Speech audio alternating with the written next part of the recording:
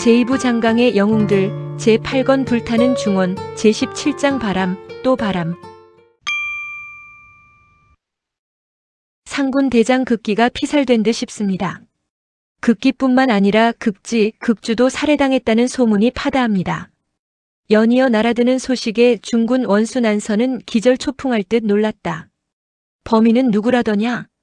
아직 거기까지는 모르겠습니다만 무장병사들도 가세한 것으로 보아 군부의 소행이 분명합니다. 그렇다면 반역이 아닌가? 주공의 안위가 걱정이다. 난선은 자리를 차고 일어났다. 대문 밖에 세워져 있는 수레에 올라타 궁중을 향해 달려가기 시작했다. 그 같은 시각 상군 좌장 순원도 급보를 받고 공궁을 향해 달려가고 있었다. 난서와 순원은 조문 앞에서 마주쳤다. 두 사람이 다투듯 공궁으로 들어가려고 하는데 서동이 무장병사를 거느리고 그들 앞을 가로막았다. 무슨 일이오? 지금은 궁 안으로 들어갈 수 없소. 난서는 평소 서동의 무리가 진여공에게 아첨하며 가까이 맴도는 것을 무척 못마땅히 여기고 있었다. 눈을 부라리며 큰 소리로 꾸짖었다. 우리는 어떤 자들이 난을 꾸몄는가 알아보기 위해 입궁하려는 것이다. 너 같은 쥐새끼 무리들이 여기가 어디라고 감히 나타나 버릇없이 구는가? 썩 물러가지 못할까? 서동은 본래 난서와 순원까지 해칠 마음은 없었다. 그런데 그들 입에서 쥐새끼 운운하는 말이 나오자 눈이 뒤집혀지는 듯 했다. 몸을 부들부들 떨며 노려보더니 마침내는 수하 병사들에게 명을 내렸다. 저자들도 삼극일파와 함께 반역을 꾀한 놈들이다. 당장 체포하라. 난서와 순원은 졸지에 몸이 묶여 조당 앞으로 끌려갔다. 조당에는 극기, 극지, 극주의 끊어진 목이 나란히 놓여져 있었다. 진여공이 장어교 등과 함께 목을 확인하는 중에 조당 문이 열리며 서동이 들어왔다. 서동은 그때까지도 분을 이기지 못해 시근거리고 있었다. 진여공이 그런 서동을 돌아보며 물었다. 삼극을 모두 처단했는데 너는 어째서 성을 내고 있느냐?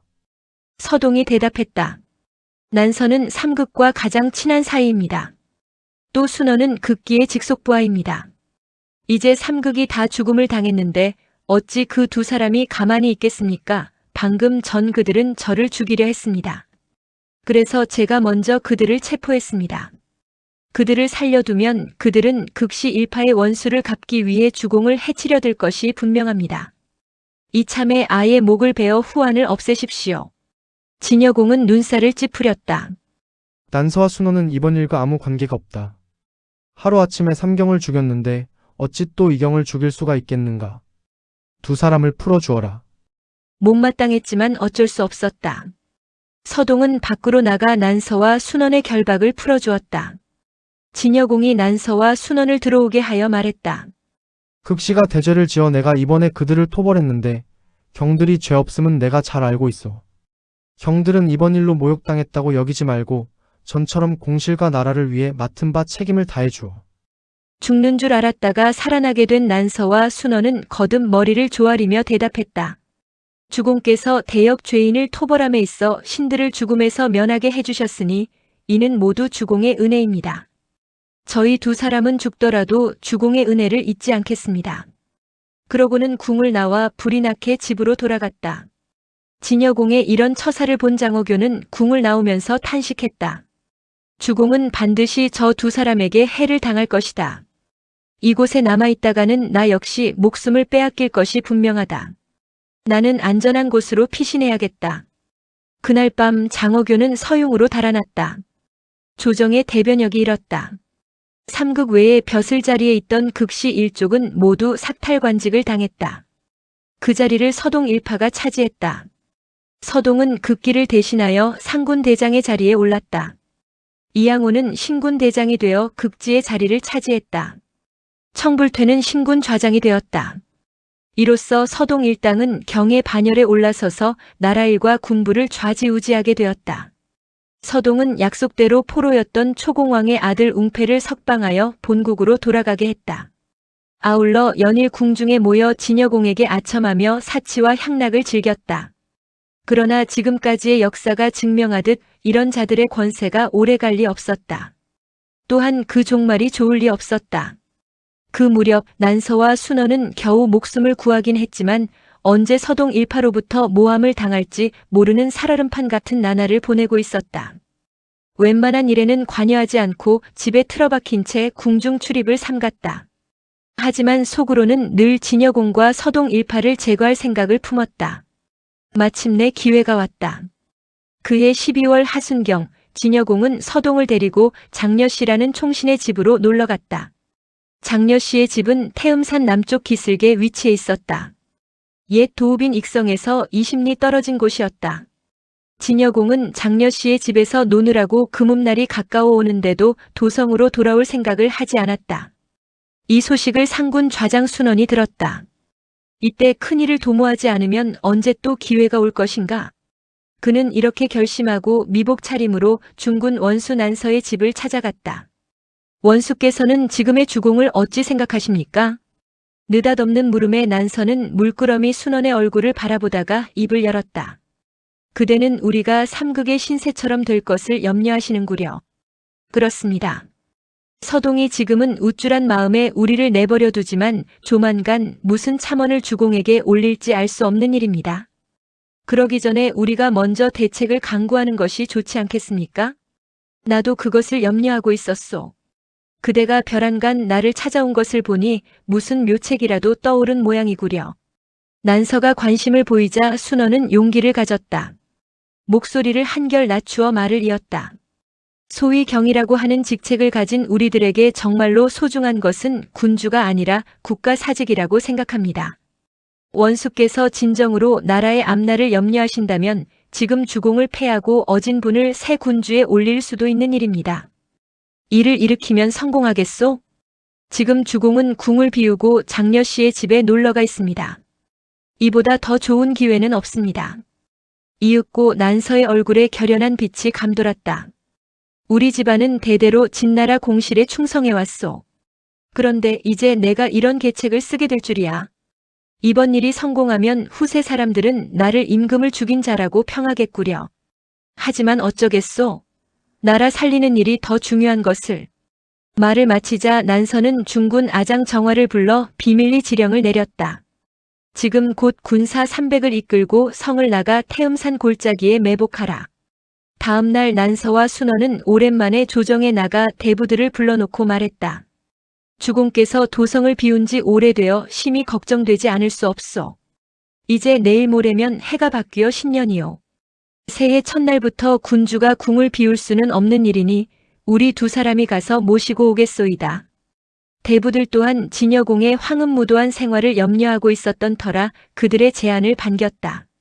그날 점심 무렵 난서와 순원은 수레를 타고 장려씨 집으로 가 진여공을 아련했다. 진여공은 서동과 장려씨가 구해온 미인들을 좌우에 앉히고 음주가무를 즐기고 있었다. 그는 난서와 순원이 찾아왔다는 말에 흥이 깨졌다. 그들을 불러들여 퉁명스런 어조로 물었다. 형들께서 여기까지 어쩐 일이오? 주공께서 궁을 비우신 지 오늘로 엿새째입니다. 더욱이 이틀 후면 새해를 맞이하는 첫날입니다. 지금 조정 신하들은 주공이 돌아오시기만을 목베어 기다리고 있습니다. 속히 환궁하십시오.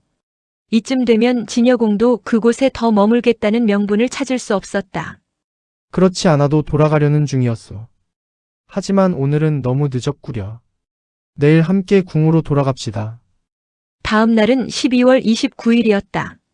하늘은 구름이 잔뜩 끼어 흐렸다. 눈발이 흩날렸다. 진여공 일행은 장려씨의 집을 나와 도성을 향해 출발했다. 서동이 앞장서서 길을 안내했고 그 뒤로 진여공의 수레와 난서, 순원의 수레가 따랐다. 그들이 태음산 아래에 이르렀을 때였다. 벼랑간 함성이 일더니 골짜기 저편에서 복병이 일제히 나타났다. 진여공을 호위하는 병사들은 그다지 많지 않았다. 서동이 지휘하는 상군 병사 50여 명이 고작이었다. 도적이다. 서동은 진여공의 수레를 호위하며 전투 태세를 갖췄다. 그러나 싸움 경험이 없는 그가 군사들을 제대로 지휘할 리 없었다. 칼을 빼어들고 고래고래 소리쳤지만 아무도 그의 말을 듣는 병사들은 없었다. 그러는 중에 중군 아장 정활이 바람처럼 나타나 서동의 목을 후려쳤다. 피가 분수처럼 솟아나면서 목이 진여공 발밑에 떨어졌다. 서동은 자신이 죽는 줄도 모르고 죽어 진여공 앞에 머리를 조아린 꼴이 되었다. 이토록 허무하게 죽을 줄 그 자신 한 번이라도 상상해 보았을까? 자신의 발 아래로 서동의 목이 떨어지는 것을 목격한 진여공은 혼이 반 이상 달아났다. 기겁한 중에서도 살아야겠다는 생각이 들었는지 수레에서 뛰어내렸다. 그러나 눈이 쌓인 땅은 미끄러웠다. 발을 내딛는 순간에 몸의 중심을 잃고 땅바닥에 낮아빠졌다. 그 틈을 놓치지 않고 군사들이 벌떼처럼 달려들어 진여공을 결박했다. 난서와 순원은 도성으로 향하지 않았다. 진여공을 군중에 감금하고 태음산 아래에 주둔했다. 지금 조정 중신들은 우리가 주공을 죽이려는 줄을 모르고 있소. 우리 뜻과 다른 사람이 생겨나면 곤란하오. 특히 범계와 한골의 의향을 살필 필요가 있소. 그들이 우리 뜻에 동조한다면 모를까, 그렇지 않으면 자칫 지금까지의 일이 헛수고가 될 수도 있지 않겠소?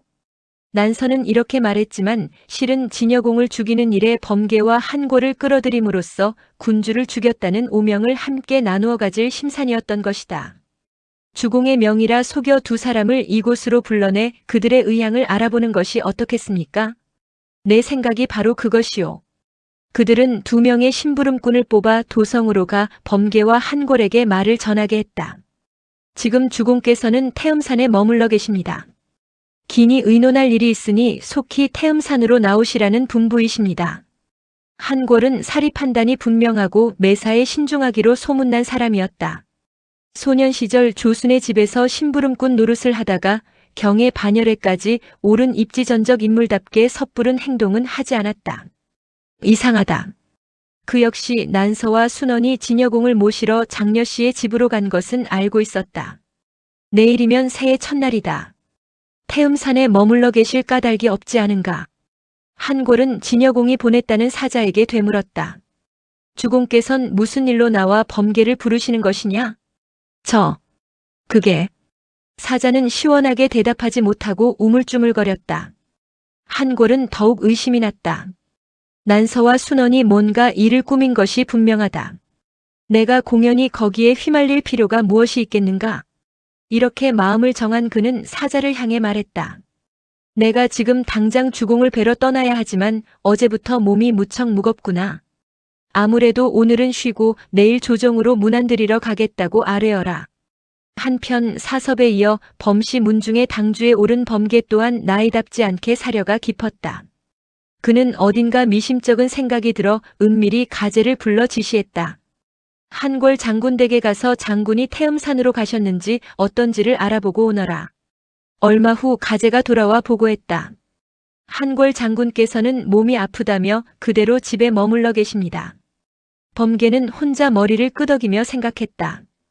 지혜 있는 사람은 생각하는 것이 서로 같구나. 며칠이 지났다. 기대했던 거와 달리 범계와 한골은 끝내오지 않았다. 야단났구려. 그들과 함께 일을 처리해야 뒷말이 없을 터인데 오지 않으니 어찌하면 좋겠소? 우리는 이미 호랑이 등에 탔습니다. 이제 와서 내리실 작정입니까? 마음을 굳게 먹으십시오. 순원의 단호한 대답에 난서는 각오를 단단히 했다. 그날 밤이었다. 중군 아장 정활은 술 한 병을 들고 진여공이 감금당해 있는 군막으로 들어갔다. 진여공은 초췌한 얼굴로 정활에게 말했다. 원수를 한 번만 만나게 해달라. 내가 긴히 할 말이 있다. 주공께선 너무 걱정하지 마십시오. 난서 원수는 조정에 남아있는 서동의 잔당을 소탕하는 대로 주공을 다시 궁으로 모실 것입니다. 그보다도 날씨가 매우 춥습니다. 원수께서 주공을 위해 술을 한 병 보냈습니다. 드시고 몸을 따뜻하게 보존하십시오. 고맙다고 전해달라. 아울러 내가 궁으로 돌아가면 앞으로는 모든 일을 원수와 함께 의논하겠다는 말도 전하라. 알겠습니다. 정활은 술 한 병을 내려놓고 군막을 나갔다. 진여공은 술병을 열어 한 잔 가득히 따라 마셨다. 뜨거운 기운이 목줄기를 타고 올라왔다. 일시에 추위가 가시는 듯 했다. 다음 순간 지금까지 한 번도 느껴보지 못한 열기가 뱃속으로부터 치솟아올랐다. 욱! 자신도 모르게 구역질을 했다. 무엇인가를 입 밖으로 토해냈다. 눈을 뜨고 내려다보니 시뻘건 핏덩어리였다. 그것이 진여공이 마지막으로 본 것이었다. 다음 날 아침 진여공은 싸늘한 시체로 발견되었다. 난서는 군사들을 시켜 진여공을 염한 후 사람을 궁으로 보냈다. 주공께서 세상을 떠나셨소. 신료들은 장례 준비를 갖춰 태음산 기슭으로 오시오. 범계와 한골을 비롯한 조정 신료들은 그제서야 난서가 며칠이 지나도록 궁으로 돌아오지 않은 이유를 알았다. 그들은 서둘러 수레를 타고 태음산으로 달려갔다. 그러나 아무도 난서에게 진여공이 죽은 까닭을 물어보지 않았다. 난서 또한 진여공의 사인에 대해 설명하지 않았다. 그렇게 그들은 진여공의 장사를 지냈다. 군주가 죽으면 가장 먼저 하는 일은 다음 군주를 정해 올리는 일이다. 진여공을 장사 지내고 돌아온 신료들은 곧장 조당으로 들어가 새 임금을 정하는 일을 의논하기 시작했다. 진여공의 독사를 뒤에서 조종한 상군 좌장 순원이 먼저 안을 내었다. 지난번 삼극이 죽은 것은 공손주를 군주로 올리기 위해 이를 꾸몄다고 서동이 진여공에게 모략했기 때문이었소. 그러나 이를 달리 생각해보면 이것은 하나의 징조라고도 할 수 있소. 그간의 우리나라 군주 계보를 살펴보면 진영공은 도원에서 피살당했고 이번 임금도 자식을 남기지 못하고 죽었소. 이로써 진양공의 직계는 대가 끊어진 셈이요. 이제 가장 가까운 공실의 혈통은 진문공의 후손인 공손주뿐이요. 공손주를 모셔다 새 군주로 옹립합시다. 좋은 생각이요. 나이가 어린 것이 마음에 걸리지만 우리가 잘 보필하면 문제될 것이 없소. 중군 원수 난서가 찬성했다. 한궐 범계 등도 이 일을 달지 않았다. 공손주를 모셔오는 일은 일사천리로 진행되었다. 순씨 일족의 대표 순행과 범씨 일족의 대표 사방을 낙양으로 보냈다. 순행은 순수의 아들이고 사방은 사회의 아들이다. 이때 공손주의 나이 14살. 어리다면 어린 소년이었다. 본래 그에게는 형이 있었다. 그런데 형은 상당히 어리석었던 모양이다. 춘추자 시전에 다음과 같은 기록이 있다. 공손주의 형은 어리석어 콩과 보리를 분별하지 못할 정도였다. 공손주의 형은 전응하였는지 모르겠다. 그래서 그 동생인 공손주를 군주로 받들었다는 것이다. 이는 반대로 공손주가 상당히 총명하고 지혜가 출중했다는 것을 강조하는 것일 수도 있었다. 공손주는 자신을 모시러 온 순행과 사방에게 그간의 경위를 상세히 물은 후 진나라를 향해 출발했다. 그들 일행이 청원 땅에 당도했을 때 난서, 순원, 범계, 한골 등 조정 신료들이 공손주를 영접하기 위해 그곳까지 나와 기다리고 있었다. 조정 신료들을 마주한 자리에서 공손주는 소년답지 않은 당찬 모습을 보여주었다. 원로 정객들을 앞에 두고 자신의 소신과 포부를 머뭇거림 없이 밝힌 것이었다. 역시 춘추자 시전은 이때의 공손주의 말을 소상히 기록하고 있다. 나는 애당초 이런 일이 생기지 않기를 바랐소. 그런데 결국 이 지경에까지 이르렀구려. 하지만 어쩌겠소? 이것 또한 하늘의 뜻이라 생각하오. 대저 신하들이 군주 있기를 요망함은 그로 하여금 명령을 내리게 하여 나라를 잘 다스리게 하자는 것이오. 그런데 군주를 세우고도 그 명령에 복종하지 않는다면 군주가 무슨 필요가 있겠소? 지금 조정의 대신들이 나를 군주로 삼으려고 하는데 내가 군주에 오르고 안 오르고는 오로지 그대들의 결정에 달렸소. 한마디로 나는 결코 허수아비 임금은 되지 않겠다. 라고 공손주가 선제 공격을 가한 것이었다. 웬만한 사람은 흉내도 낼 수 없는 용기요, 당당함이 아닐 수 없다. 공손주의 이 같은 말에 난서, 순원은 온몸에 소름이 끼침을 느꼈다. 난서 등은 자신들도 모르게 고개를 조아리며 대답했다. 저희들이 어찌 군주의 명을 따르지 않을 수 있겠습니까? 맹세라면 맹세였다. 하지만 공손주는 그것만으로 성에 차지 않았다. 달게 목을 잘라 그 피를 입술에 바르고 맹약해 했다. 저희들은 군주의 뜻에 따를 것을 천지신명께 맹세합니다. 이날이 BC 573년 1월 15일이라고 사기도 춘추자 시전도 기록하고 있다. 진여공이 죽은 지 열흘 후의 일이었다. 이에 공손주는 청원을 출발해 진나라 도성인 신강으로 들어갔다. 공손주는 진나라 시조인 진무공의 태묘에 참배하고 조당으로 들어가 군위에 오르니 그가 바로 진도공이다. 바람은 끊임없이 몰아치고 있었다. 대외적인 소용돌이에서 벗어나는가 싶으면 이번에는 내부에서 또 다른 회오리가 몰아쳤다. 패자국 진나라에 있어서 최근 20여 년 동안은 귀문, 권문들의 절정기이도 했지만 또한 유래를 찾아보기 힘들 정도의 실현기이도 했다. 조세로부터 시작하여 조순에 이르러 막강 권력을 휘두르던 조씨 일문이 하루아침에 멸족당했는가 하면 극극대에 이르러 화려하게 꽃핀 극씨 일족은 보잘것없는 서동 일파에 의해 멸문지화를 당하는 참변을 겪었다. 그리고 끝내는 군주인 진여공마저 전통 귀문의 후예인 난서, 순원에 의해 독살당하는 비극을 맞이했다. 이러한 군주와 귀족 간의 주도권 다툼, 또 귀족과 귀족 간의 세력 다툼은 비단 진나라에서만 발생한 것은 아니었다. 춘추시대 중기의 특징이라고 해도 과언이 아닐 만큼 그 무렵에는 각 나라마다 이와 같은 내부 다툼으로 진통을 겪었다. 춘추시대 첫 번째 패자국인 제나라도 예외는 아니었다. 제나라의 영원한 영광을 위하여 이 같은 목표를 앞세운 채 당시 패자국이던 진나라에 과감히 도전장을 내밀었던 재경공은 그러나 화부주산에서 간신히 목숨만 구해 달아나는 대참패를 당했다. 제나라 전통 명문가 당주인 고고 또한 이 전투에서 전사하는 불운을 겪었다. 그런데 재경공은 다소 수수께끼 같은 인물이다. 여느 군주 같았으면 심혈을 기울인 전투에서의 패배로 인해 크게 절망하고 국정에 대한 의욕을 잃었을 것이겠으나 재경공은 정반대였다. 그 전까지 이렇다 할 업적을 보이지 않던 재경공은 오히려 진나라와의 전쟁에서 패한 이후 눈부신 업적을 이룩한 것이었다. 재경공은 화부주산에서 패한 후 7년 뒤인 BC 582년 재경공 17년에 죽게 되는데 이 기간 동안 쌓은 재경공의 업적과 덕행에 관하여 사마천은 사기를 통해 다음과 같이 칭송하고 있다.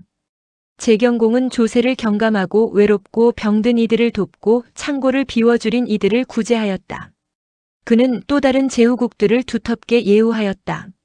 이로 인해 재경공이 죽을 때까지 백성들은 한결같이 크게 기뻐하며 따랐고 타국 제후들 또한 한 번도 제나라를 침범하지 않았다.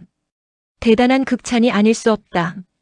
활달함을 넘어서 오만방자하기로 소문났던 재경공, 꼽추인 극극을 조롱거리로 삼음으로써 전쟁까지 일어나게 했던 재경공이 아니었던가. 그런데 화부주산 패배 이후에 재경공은 180도로 변모하여 스스로를 낮추고 상대를 높이는 겸양지도와 덕행을 실천했다는 것이다. 이로 인해 재경공은 사가들에 의해 지금까지도 명군이라는 평가를 받고 있다. 제나라의 불행의 씨앗이 뿌려진 것은 재경공이 죽고 그 아들 환이 군위에 오르면서부터였다. 이 군주가 바로 재영공이다. 재영공은 시호인 영에서도 짐작할 수 있듯 후일 호남한 정치를 펼친다. 그러나 그가 처음부터 무도한 군주로 출발한 것은 아니었다. 오히려 그는 영명했고 아버지 재경공의 유업을 잇고자 하는 의욕도 남달랐다. 이경인 국씨와 고씨에게로 집중되어 있던 권력을 분산하는 정책도 추진했다.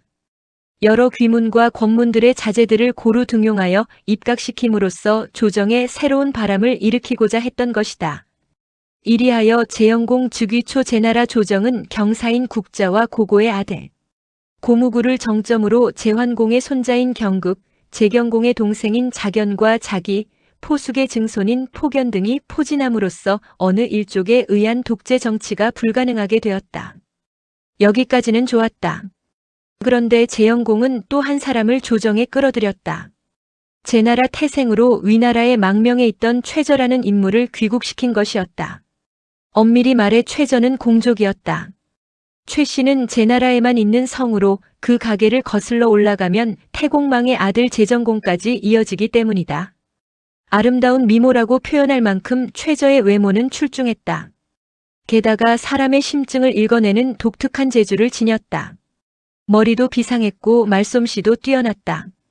그는 이미 20살 무렵 제나라 조정의 벼슬 하며 권력의 맛을 보았다. 그는 재해공의 생모인 소위희의 도움을 바탕으로 단숨에 권력의 핵심부로 뛰어든 것이었다. 그의 사람 다루는 능력이 어떠한지는 출사한 지 1년이 채 안 돼 재해공의 결재를 받아야 할 모든 일들을 최저의 손을 거치지 않으면 안 되는 상황으로 끌어갔다는 것만 보아도 알 수 있는 일이다. 이것이 제나라 전통 명문가의 국씨와 고씨의 미움을 산 동기였다. 나라를 말아먹을 놈이다. 재해공이 죽자 국자와 고고는 즉각 최저를 추방했고 최저는 위나라로 도망가 몸을 의탁했다. 그런 최저가 어떻게 손을 썼는지 재영공의 부름을 받고 망명 17년 만에 임치의 아름다운 용자를 드러낸 것이었다. 원래 최저는 천부적이라 해도 과언이 아닐 만큼 정치적인 사람이었다. 그의 행동, 사고, 언변은 자의적이든 아니든 언제나 정치색을 띠었다. 그는 타인에 의해 다스려지기보다는 타인을 다스리는 타입이었다. 이런 면에서 보면 17년 전 고고와 국좌가 최저를 추방한 것은 정확한 안목이요, 제 나라를 위해서 적절한 조치를 할 수 있었다. 그런 최저과 전혀 다른 모습을 보여주었다. 당분간 적을 만들 필요는 없겠지. 최저는 귀국하자마자 자신을 쫓아낸 바 있던 국좌에게 화해의 몸짓을 보였다. 고고에 이어 고시 일족의 당주에 오른 고무구에 대해서도 마찬가지였다. 중대부. 최저에게 떨어진 직위였다. 예전에 반밖에 안 되는 영지였다. 그러나 최저는 순순히 수긍했다. 기쁜 듯 감격하는 표정까지 지었다. 최저는 변했군. 과연 추방은 효과가 있었어. 노련한 정객인 국좌마저 감탄할 정도로 최저의 임치에서의 생활은 순종적이었다. 그렇다고 국좌나 고무구 등에게 아첨하는 말을 바쳐 환심을 사거나 하는 뻔뻔스러운 짓을 했다는 뜻은 아니다. 비굴하고 싶지는 않다. 조용히 때가 오기만을 기다릴 뿐이다. 최저와 비슷한 처신을 보여주는 사람이 임치성 내에 또 한 명 있었다. 신흥대부 안약이었다. 안약은 고고 계열의 사람으로 외교에 능하고 예에 밝은 사람이었다. 고고에 이어 고무구를 섬기고 있지만 맹목적으로 추종하는 가시는 아니었다. 어디까지나 망명객인 자신의 가족을 도와준 의를 지키는 선에서 고무구를 대했다. 나는 나라를 위해 행동할 뿐이다. 나라가 곧 공실이요, 공실의 대표가 군주인 당시의 정서에서 보다 능란한 처세가였다면 나는 주공에 대해 충성할 뿐이다. 라고 말을 했겠으나 안약은 도무지 그런 말을 할 줄 몰랐다. 그러면서도 그는 재영공이나 국좌, 고무구 등 권력을 가진 사람들에게 미움을 사지 않았다. 오히려 이런 말을 들었다. 어쩐지 가까이 하고 싶은 사람이다. 이것이 안약이라는 사내가 가지고 있는 매력이요, 무게였다. 어느 한쪽에 빌붙지 않고 나름대로의 길을 걷는 면에서 보면 최저와 안약은 비슷한 점이 많았다. 그러나 좀 더 깊이 파고들면 두 사람은 전혀 다른 기질의 소유자였다. 최저가 자신의 미래를 위해 치밀한 계산 아래 행동하고 있었다면 안약은 자신이 가지고 있는 무게에 그대로 처신하는 타입이라고 할 수 있었다. 최저는 겉으로 순종하면서도 속으로는 국좌나 고무구 등에 대해 경멸의 냉소를 버리지 않았다. 그러나 안약이라는 사내를 알기 시작하면서부터는 거의 동물적인 감각으로 긴장과 경계의 눈빛을 띠지 않을 수 없었다. 적에게 빼앗기지 말아야 할 사람이다. 최저가 적이라고 규정한 사람은 물론 국좌와 고무구였다. 귀국한 지 2, 3년이 지나면서부터 최저의 움직임은 보다 활발해졌다. 그러나 그것을 눈치챈 사람은 거의 없었다. 그만큼 그의 움직임은 은밀했다. 제나라 궁중에 성맹자라는 여인이 있었다. 그녀는 송나라 공녀 출신으로 재경공에게 시집와 정실 부인에 오른 여인이었다. 꽤 적극적인 성격이었으나 군주의 부인이라는 신분 때문에 십수년을 얌전하게 지내왔다. 그것은 그녀에게 있어서 참을 수 없는 속박이었다. 그런 중에 남편 재경공이 세상을 떠났다. 이제 그녀는 임금의 어머니가 되었다. 자신을 구속하는 커다란 벽 하나가 없어졌다. 아니 자신을 구속하던 군주라는 자리가 자신의 자유를 보장하는 방어막으로 변했다. 재영공의 생모 성맹자는 남편 재경공에 대한 상에서 벗어나면서부터 자신의 드센 기질을 엿보이기 시작했다. 이것이다. 최저는 자리를 차고 일어났다. 권력의 핵심은 군주다. 그 군주에게 접근할 수 있는 길은 여러 갈래가 있다. 그중 한 가지가 바로 치맛바람이다. 다행히 재영공은 생모인 성맹자를 극진히 섬기고 있다. 최저는 이 점을 놓치지 않은 것이었다. 재경공에 대한 탈상과 더불어 최저의 내궁 출입은 유독 잦아졌다. 오, 오셨소. 오늘은 얼굴이 좋아 보이십니다. 시간이 지나면서 성맹자와 최저는 이런 말을 주고받을 수 있을 정도로 가까워졌다. 그대는 참 우아하구려. 그대만 보면 기분이 좋아지는구려. 칭찬입니까? 호호호, 넘겨짚기는 최저는 정치적인 기질답게 성맹자의 농담 한마디까지 놓치지 않고 세밀하게 분석했다. 내궁을 출입한 지 한 달이 채 못 돼 그는 성맹자의 마음속을 대략 들여다볼 수 있었다. 뭔가 찾고 있다. 겉으로는 활달하지만 속은 뒤숭숭하다. 요즘 말로 욕구불만에 차 있는 것이다. 사내가 필요한가? 그러나 성맹자는 최저에게 이상한 눈빛을 보내지는 않았다. 최저는 혼란에 빠졌다. 그런 중에 그는 또 우아라는 말을 들었다. 벌써 여러 차례 듣는 말이었다. 칭찬임에 틀림없으나 그렇게 받아들이기에는 어딘가 석연치 않았다. 그렇다고 최저를 싫어하는 기색도 아니었다. 뭔가 불만의 표현이긴 한데 최저의 머릿속으로 한 가지 스쳐가는 것이 있었다. 군주의 생모 자격에서 보면 외모가 아름답고 행동이 바른 최저는 더할 나위 없이 마음에 드는 인물이다. 그러나 남편을 잃은 여인의 입장에서 보면 그러한 우아함은 전혀 매력을 풍기지 못하고 있다.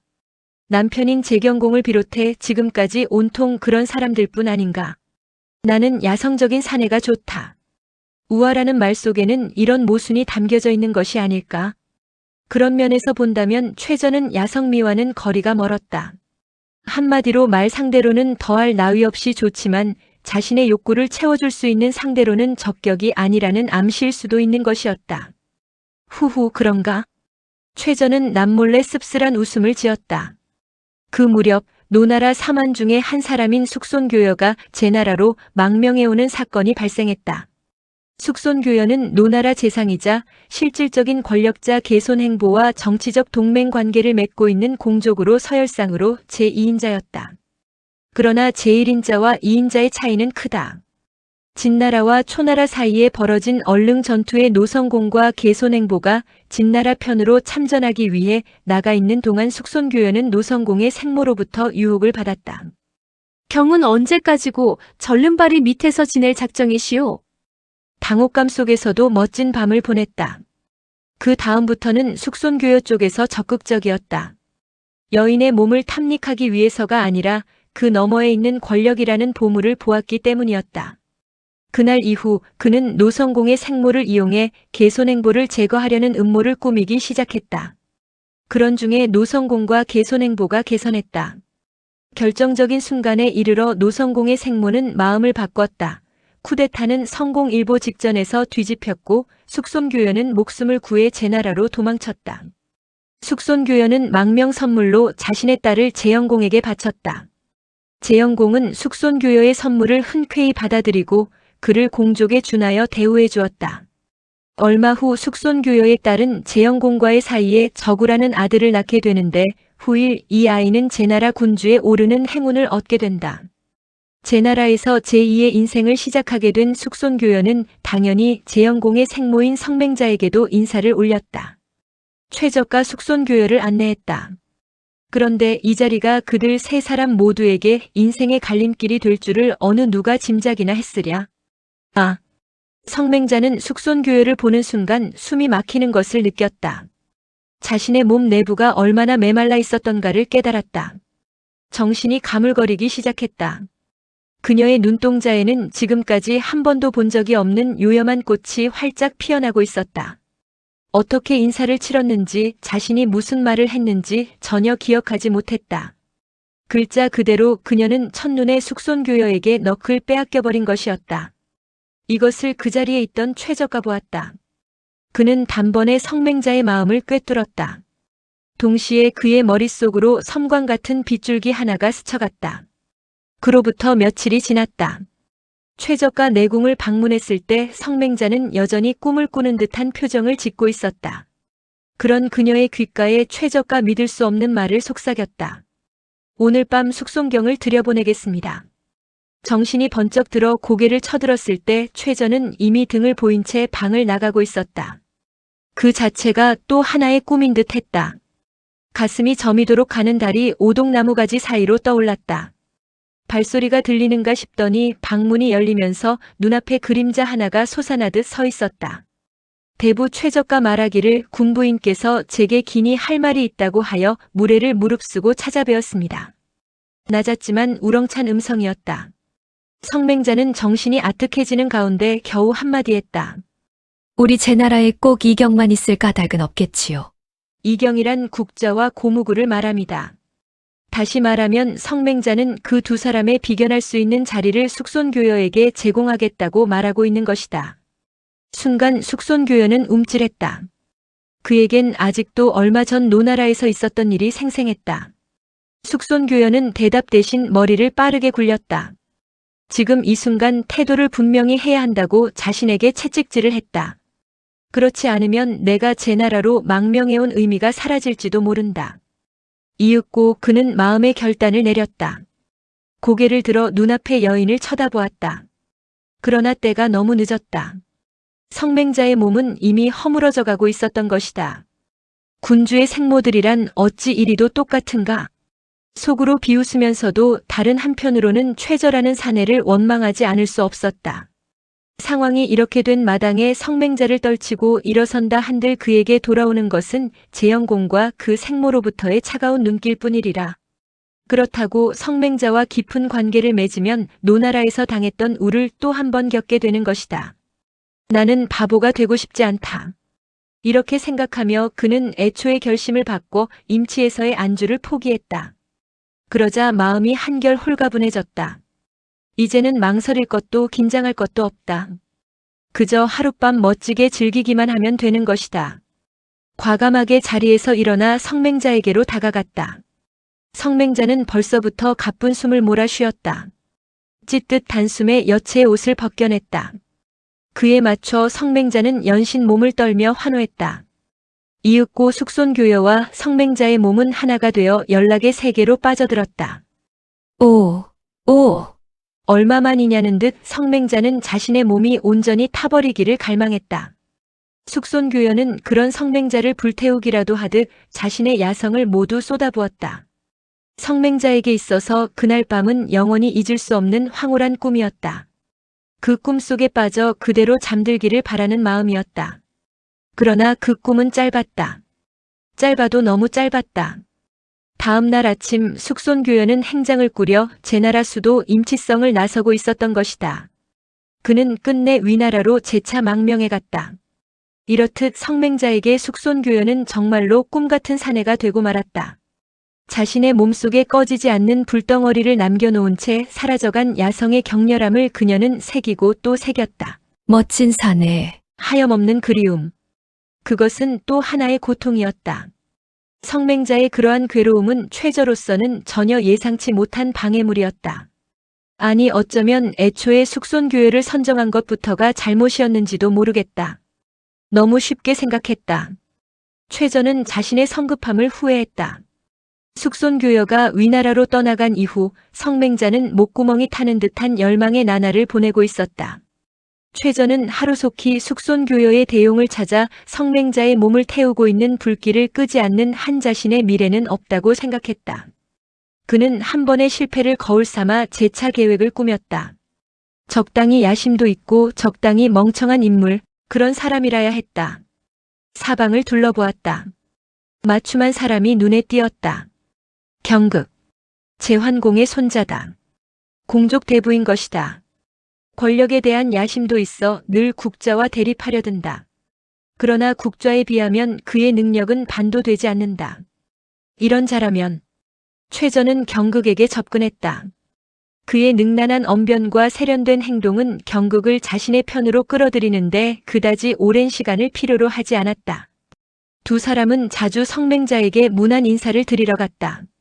처음 두어 번은 함께 갔으나 어느 때부터인가 최저는 빠지고 경극 혼자만이 부지런히 내궁을 출입했다. 경극에게는 겉보기와 달리 독특한 매력이 있었다. 무엇보다도 귀족들에게서 흔히 볼 수 있는 예용이라든가 가식적인 행동을 보이지 않았다. 꾸밈없고 거침없는 언행으로 인해 조당에서는 여러 중신들로부터 눈총을 받았지만 그것이 성맹자에게는 또 다른 야성으로 비쳤다. 호호. 귀여운 데가 있는 사람이야. 마침내 성맹자는 숙손교여에 대한 그리움에서 벗어나 경극을 자신의 욕망과 흥취를 뿜어내는 대상으로 삼았다. 물론 숙손교여보다는 여러 가지 면에서 모자라는 바가 없지 않았지만 나름대로 독특한 멋과 맛을 풍겨냈다. 관계가 깊어지면서 경극은 주로 여장을 하고 성맹자의 처소를 들락거렸다. 달이 뜨면 들어가 달이 지면 나왔다. 이런 식의 두 사람의 내밀한 관계는 반년 정도 지속되었다. 이쯤에서 슬슬 시작해볼까? 궁중 뜰 그늘에 숨어 이 광경을 훔쳐보고 있던 최저의 입가로 희미한 미소가 떠올랐다. 그로부터 며칠 후였다.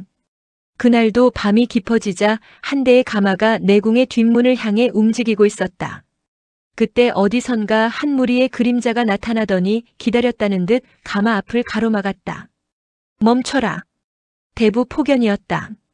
제환공 시절의 명신 포숙의 증손이다. 포숙의 후광으로 그 자손들은 대대로 중신 반열에서 미끄러진 적이 없었다.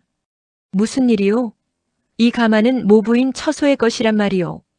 가마를 안내하던 여관이 찢어지는 소리로 항변했다. 그러나 폭연은 무표정한 얼굴로 말했다. 가마 안의 여인이 몹시 수상쩍다. 그러고는 여관이 만류할 틈도 없이 가마의 휘장을 젖히고는 그 안에 탄 여인의 쓰개를 벗겼다. 묘한 얼굴이 달빛에 드러났다. 두꺼비 같은 입술에 뭉툭한 코, 웃는 것인지 우는 것인지 모를 묘한 표정, 경극이었다. 폭연은 기겁을 했다. 수상쩍은 가마가 내궁을 출입한다는 제보를 받기는 했으나 그 안에 제환공의 손자이자 조정의 고관대작인 경극이 타고 있을 줄은 꿈에도 생각지 못했었다. 폭연은 놀라움을 넘어서 난감했다. 관직으로 보나 권력 서열로 보나 가문으로 보나 경극은 폭연의 위였다. 장난이 심하시군요. 이렇게 얼버무리고 돌려보내긴 했지만 폭연은 자신의 선에서 처리할 일이 아니라고 생각했다. 곧장 재상인 국좌의 집으로 향했다. 경극이 여장을? 폭연의 보고에 국좌는 눈을 동그랗게 뜨고 기막혀 했다. 단번에 모든 사태를 짐작했다. 이 일이 외부에 알려지면 성맹자뿐만 아니라 주공인 재영공까지 오명을 쓰게 된다. 무엇보다도 국정의 기강이 서지 않는다. 그 즉시로 경극을 불렀다. 경극이 일그러진 표정으로 나타나 국좌 앞에 무릎을 꿇었다. 알겠소? 내일부터 내궁은 물론 조정에도 일체 발을 들여놓지 마시오. 오늘 밤 일은 못 본 것으로 해주겠소. 전에 없이 싸늘한 어조였다. 성맹자와의 추문을 불문에 붙일 터이니 알아서 정계에서 물러나라는 것이었다. 이것은 경극의 실각을 의미하는 것이나 마찬가지였다. 그날 이후로 경극은 조정의 모습을 드러내지 않았다. 몸이 달아오른 것은 성맹자였다. 어찌 된 일이냐?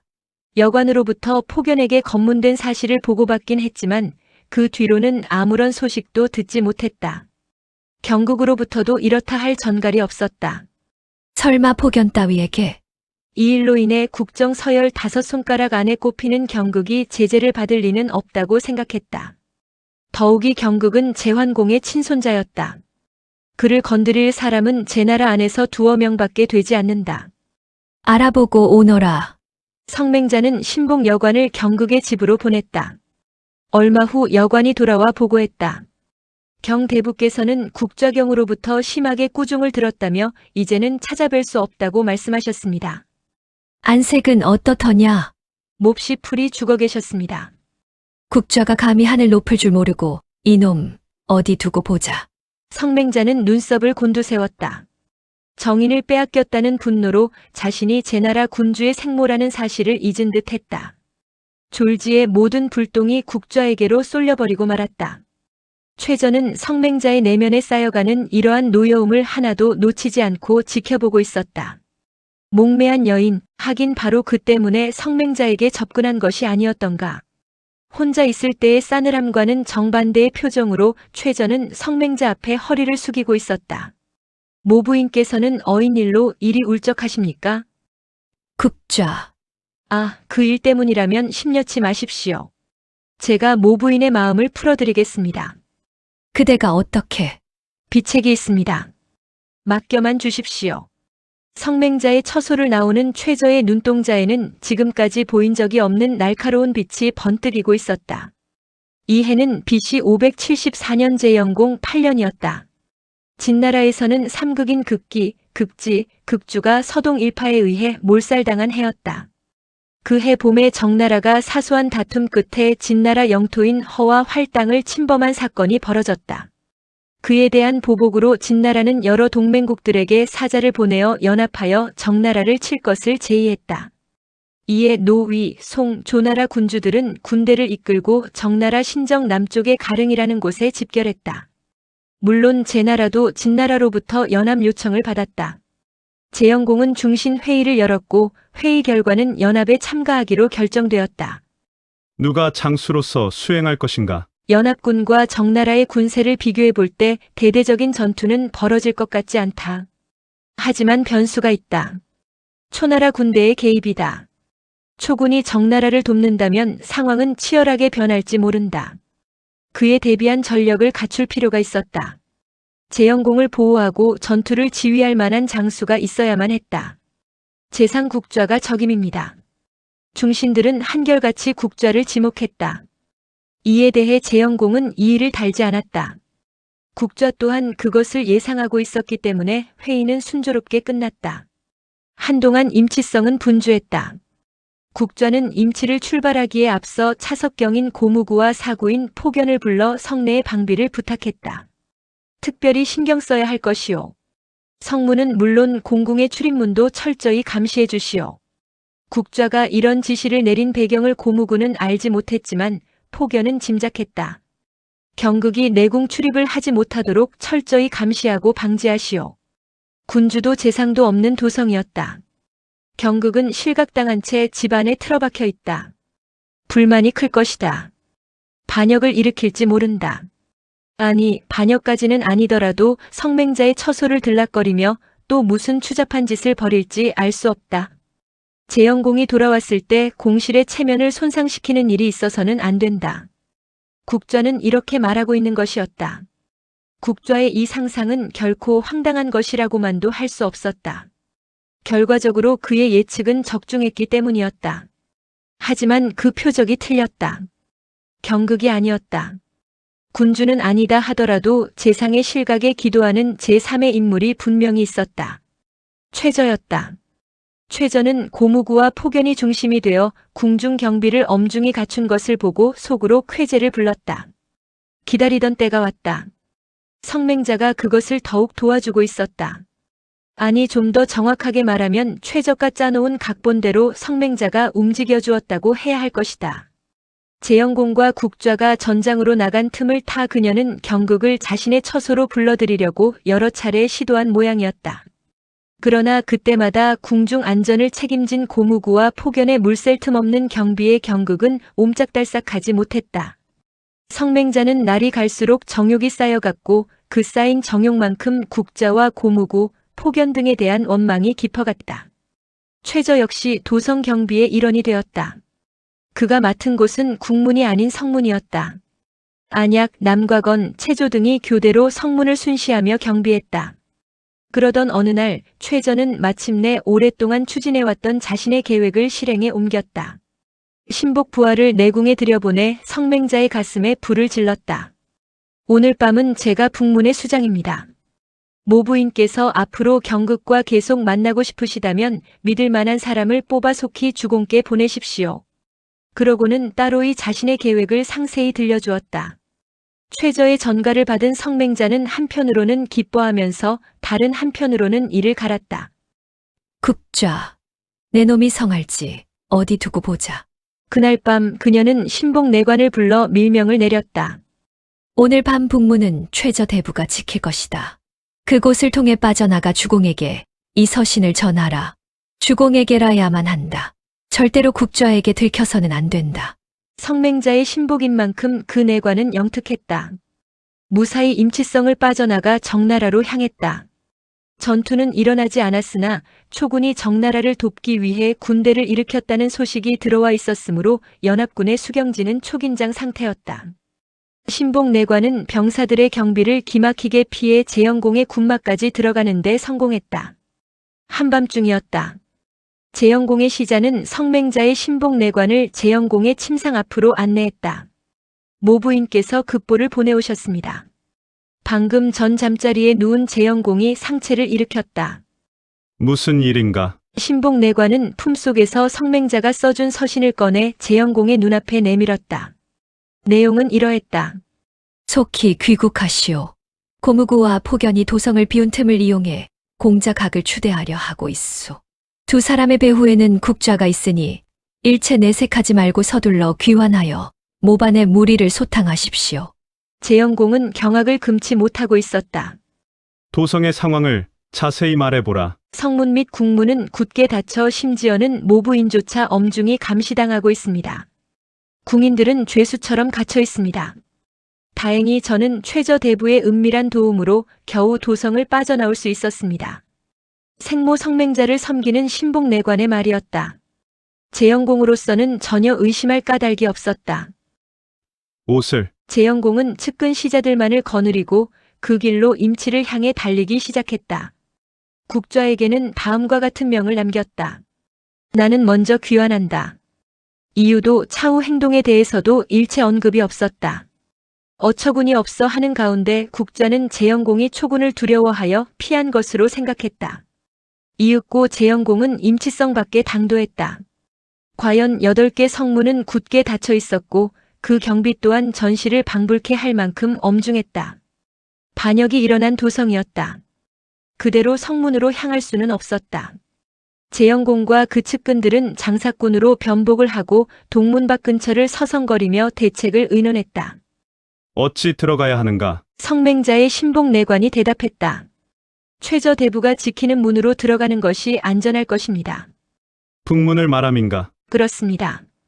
많이 돌아가야 하지 않는가? 그냥 동문으로 들어가 문 지키는 병사들에게 내가 군주임을 밝히면 되지 않을까? 그것은 위험한 일입니다. 동문은 고무구의 부하들이 지킨다고 들었습니다. 어쩔 수 없군. 북문으로 가자. 재영공은 몸을 돌려 걷기 시작했다. 그때 동문을 지키던 병사 서너 명이 멀리서 서성거리던 재영공 일행을 발견하고 쫓아왔다. 수상한 놈들이구나. 서라. 재영공과 측근들이 당황하여 머뭇거리고 있는 사이 병사들이 가까이 다가와 창대로 재영공의 어깨를 후려쳤다. 재영공은 아픔을 느끼며 비틀거렸다. 무례하다. 자신도 모르게 궁중 용어를 내뱉었다. 측근들은 당황하여 얼른 달려들어 그 병사에게 주먹질과 발길질을 퍼부었다. 그 바람에 병사들과 재영공의 측근들 사이에 싸움이 벌어졌다. 수적으로 우세한 측근들이 병사들을 몰아붙이자 성문에 있던 나머지 병사들이 우르르 몰려왔다. 달아나자. 누군가의 외침에 측근들은 재영공을 호위하며 북문 쪽을 향해 다름박질하기 시작했다. 겨우 도망치는데 성공한 재영공과 측근들의 몰골은 말이 아니었다. 도망치는 과정에서 흠씬 얻어맞은 것이었다. 재영공의 얼굴은 벌겋게 부어올랐다. 머리카락이 곤두설 만큼 분노가 치솟아 올랐으나 어쩔 수 없었다. 내 결코 고무구를 용서치 않으리라. 재영공은 동문에서 당한 변을 다시 겪지 않으려고 북문에서 멀리 떨어진 숲속으로 숨어 들어갔다. 이제 그가 믿는 것은 오직 한 사람뿐이었다. 최저가 저 문에 있을까? 잘 모르겠습니다. 성문 경비는 교대이기 때문에 오늘 반드시 최저대부가 지킨다고 장담할 수는 없습니다. 일단은 밤이 되기를 기다려야 합니다. 이쪽 편에서 신호를 보내기로 했습니다. 날이 어두워진 후에 횃불을 돌려 성 안에서도 반응이 있으면 그것은 최저대부가 나와 있다는 뜻이며 아무 반응이 없으면 다른 사람이 지키고 있다는 뜻입니다. 만일 없다면 내일까지 여기서 숨어 있어야 한다는 말이냐? 재영공은 거의 신경질적으로 물었다. 황공합니다만 그렇습니다. 이번 사건의 주인공은 분명 최저라는 사내였다. 지금까지의 일은 결국 최저를 무대 위로 올리기 위한 준비 단계에 지나지 않았다. 이제 분위기는 고조되었다. 재영공은 성 밖에 이르러 있었다. 남은 것은 최저가 재영공을 맞아들여 도성에 남아있는 고무구와 폭연 일파를 숙청하고 타국에 나가 있는 국좌를 고립시키는 일뿐이었다. 그것만 성사되면 최저는 일약 제나라 제1의 권력자로 부상하는 것이었다. 그런데 사람의 일이란 뜻대로만 이루어지는 것은 아닌 모양이었다. 결과부터 말하면 최저는 이번 사태의 주인공이 되기는 한다. 하지만 최저만이 단독으로 스포트라이트를 받는 주인공으로 부상하는 것은 아니다. 최저의 계획에 들어있지 않은 또 하나의 인물이 느닷없이 주인공으로 등장하게 되는 것이다. 그날 밤 최저는 자택에서 느긋한 휴식을 즐기고 있었다. 그의 계산상으로 재영공의 도착은 빨라야 내일 밤이었다. 매사 빈틈을 보이지 않는 최저였지만 심부름을 간 성맹자의 측근 내관이 이토록 빨리 재영공을 모시고 돌아오리라고는 예상치 못했다. 그 시각 재영공이 임치성 북문 밖 숲속에 숨어 간절히 성 안으로부터 신호가 떨어지기를 기다리고 있을 줄은 꿈에도 생각지 못하고 있었다. 그날 밤에 북문 경비 책임자는 안약이었다. 늦은 저녁 식사를 마치고 북문 성로로 나갔을 때 부책임자인 남과건이 긴장된 표정으로 안약을 맞이했다. 이상한 보고가 들어와 있습니다. 안약은 성벽 위로 올라갔다. 남과건이 가리키는 곳으로 눈길을 돌렸다. 저 멀리 어둠 속에서 횃불 하나가 천천히 크게 원을 그리고 있는 게 보였다. 언제부터 저 불빛이 있었소? 반 시즌 정도 됐습니다. 아이들이 불놀이 하는 것 같지는 않습니다. 신호로군. 남과건이 긴장된 얼굴로 물었다. 도적대일까요? 글쎄요. 그런 것 같지는 않소. 하지만 성 밖에서 성 안으로 무엇인가를 알리고 있는 것만은 틀림없는 것 같구려. 횃불의 움직임은 단순했다. 반복해서 원만을 그리고 있을 뿐이었다. 세밀한 내용은 이미 양측 간에 약속되어 있다는 증거다. 어째서 계속 신호를 보내는 것일까요? 그거야 성 안에서 호응하는 신호가 없기 때문이겠지요. 평소 안약은 신중한 사람이었다. 확실치 않은 일은 나서지 않는 성품이다. 그런데 이따금씩 그는 주변 사람이 이해할 수 없는 행동을 보여주곤 했다. 생각지도 않은 모험을 감행하는 것이었다. 십수년 전 소동 부인으로 인해 발생했던 진나라와의 외교 마찰 때에도 그는 고고 대신 목숨을 걸고 단도행을 감행한 바 있다. 살아서 돌아오긴 했지만 그 때문에 포로가 되는 위기를 겪었었다. 그런데 바로 이 순간 안약의 마음속에 또 이런 모험의 욕구가 솟구쳐 올랐다. 우리가 한번 저들을 유인해보지 않겠소? 유인이라니요? 저자들이 횃불로 원을 그리고 있으니 우리도 이쪽에서 똑같이 해보자는 말이오. 물론 우리는 만반의 태세를 갖추고 있어야 하겠지요. 만일 걸려든다면 저들뿐만 아니라 안에 있는 내통자까지 소탕할 수 있을 것이오. 작은 무리의 도적들이라면 큰 문제가 없겠지만 혹여 우리 도성을 노린 적의 대군이라면 오히려 돌이킬 수 없는 화가 되지 않을까요? 남과건의 신중함에 안약은 자신있게 고개를 내저었다. 오랑캐는 아니오. 저들이 큰 무리를 이룬 정규군이라면 저렇듯 단순하고 볼품없는 신호를 보내지는 않을 것이오. 그렇군요. 안약은 자신의 계획을 실천에 옮겼다. 그는 먼저 성문을 지키는 병사들을 주변에 배치한 후 주의사항을 말해주었다. 우리는 성문을 열 것이다. 저들은 약탈을 목적으로 한 도적일 수도 있고 성 안으로 잠입하려는 첩자들일 수도 있다. 도적대라고 판단하면 주저없이 배돼, 첩자들이라면 생포해야 한다. 준비가 완료되자 남과건이 성벽 위로 올라가 천천히 횃불을 움직였다. 저길 보아라. 반 시즌이 넘도록 아무런 응답이 없어 초조해질 대로 초조해진 재영공이 벼랑간 외쳤다. 멀리 어둠 속 성벽 위에서 횃불 하나가 큰 원을 그리고 있었다. 오늘 밤을 틀렸나 보다 여기고 단념하려던 측근 시자들도 낮은 함성을 질러댔다. 이제야 최저대부가 성문으로 나온 모양입니다. 자, 성 안으로 들어가자. 재영공은 날렵하게 풀숲에서 뛰어나왔다. 걸렸다. 안약은 가슴이 울렁거렸다. 그것은 쾌재라기보다 긴장감이었다. 생각해보면 저들의 행동은 상당히 비상식적이었다. 무엇보다도 신호를 보내는 시각이 불투명했다. 대체로 신호를 교환할 때는 시간과 장소를 정해놓게 마련이다. 그 시각이 지나면 일단 실패한 것으로 보고 신호를 중지한다. 그런데 저들은 어떠한가? 반 시즌이 넘도록 끈질기게 신호를 보내고 있는 것이었다. 성 안의 내응자를 여간 믿지 않는 한 저런 무모한 신호는 있을 수 없는 것이었다. 저들은 대체 누구이며 규모는 얼마나 될까? 저들을 낚으려다 오히려 이쪽이 당하는 것은 아닐까? 순간적으로 공연한 짓을 했구나 하는 후회감도 일었다. 그러나 이미 일은 벌어졌다. 성 밖의 정체불명의 무리는 대범하게도 횃불을 밝힌 채 성문을 향해 접근하고 있었다. 또 한 번 안약은 긴장했다.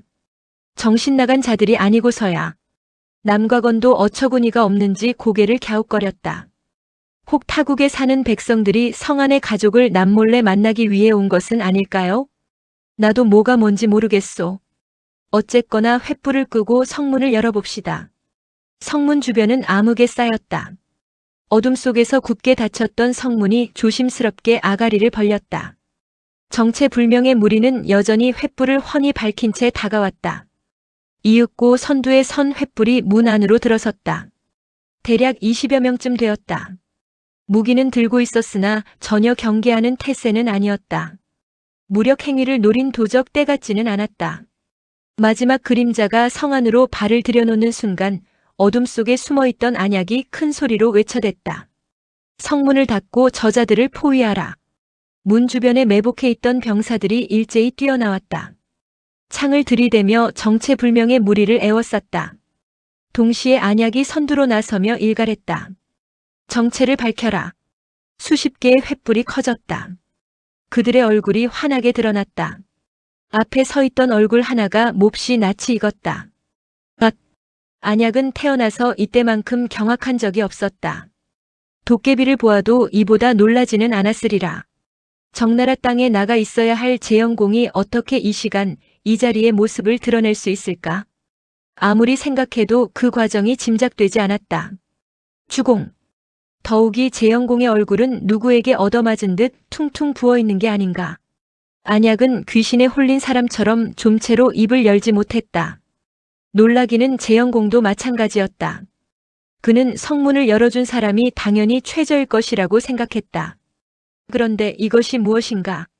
순간적으로 뭔가 일이 잘못되었다고 생각했다. 더욱 그를 두렵고 불안하게 만든 것은 안약이라는 인물이었다. 안약이라면 이번 반역을 주도한 고무구 계열의 대부가 아니던가. 스스로 호랑이 굴 속으로 뛰어든 셈이었다.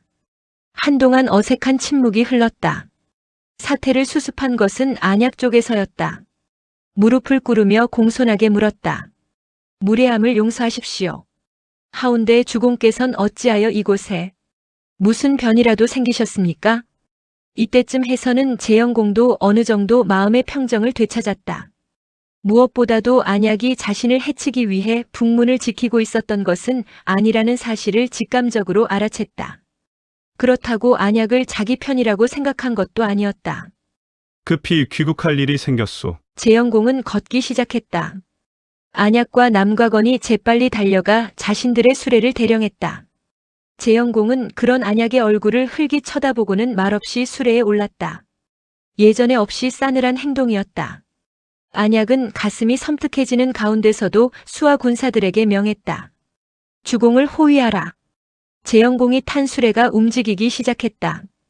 안약과 남과건이 도보로 그 뒤를 따랐다. 열심히 발을 놀려달리는 중에 안약은 또 한 번 놀랐다. 재영공을 태운 수레는 공궁으로 직행하지 않았다. 수레가 멈춘 곳은 남문 근처의 거리에 있는 한 커다란 집이었다. 측근 시자가 저택의 문을 두드렸다. 대문이 열리고 문지기가 얼굴을 내밀었다. 잠시 무슨 말인가 오가더니 문지기가 허둥지둥 안으로 들어갔다. 벼랑간 집안이 시끄러웠다.